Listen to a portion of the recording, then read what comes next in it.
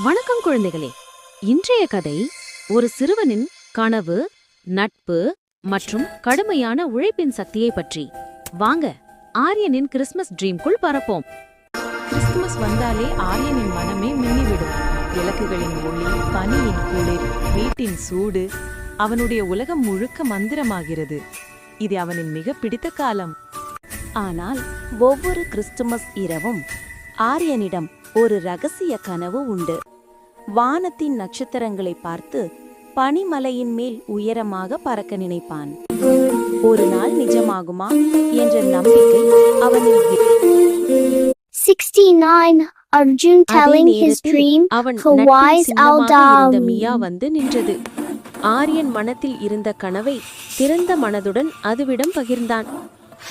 ஒரு நிமிடம் சிந்தித்த மியாவின் கண்கள் பிரகாசிக்க தொடங்கியது. நாம் ஒரு மாய சாண்டா ஸ்லேட் உருவாக்கலாமே, அது உன்னை வானத்தில் பறக்க உதவும். ஆரியனின் இதயம் நம்பிக்கையால் நிரம்பியது. அவர்கள் இருவரும் சேர்ந்து கிளைகள், துணிகள், பனி, ஐஸ்கள் எல்லாம் கொண்டு சாண்டா ஸ்லேட் கட்டத் தொடங்கினர். சிறு கைகளின் உழைப்பு பெரிய கனவை உருவாக்கியது. இறுதியில் அது ஒரு அழகான மாய ஸ்லேடாக. கிறிஸ்துமஸ் இரவும் வந்தது. ஆரியன் ஸ்லேட்டில் அமர்ந்த அந்த கணமே அவன் இதயம் துடித்தது. ஒரு பெரிய ஊஷ் சாண்டா ஸ்லேட் வானத்தை நோக்கி பறந்தது. மலையின் மேல் பறந்தபோது கீழே பிரகாசிக்கும் கிராமமும் விளக்குகளும் அவனை கவர்ந்தன.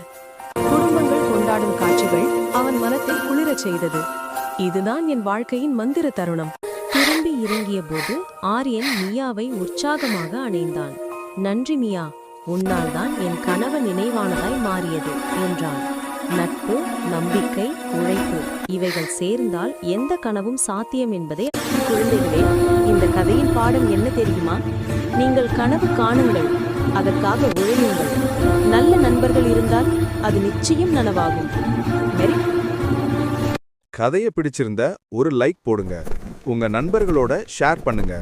அச்சு சேனல் சப்ஸ்கிரைப் பண்ண மறக்க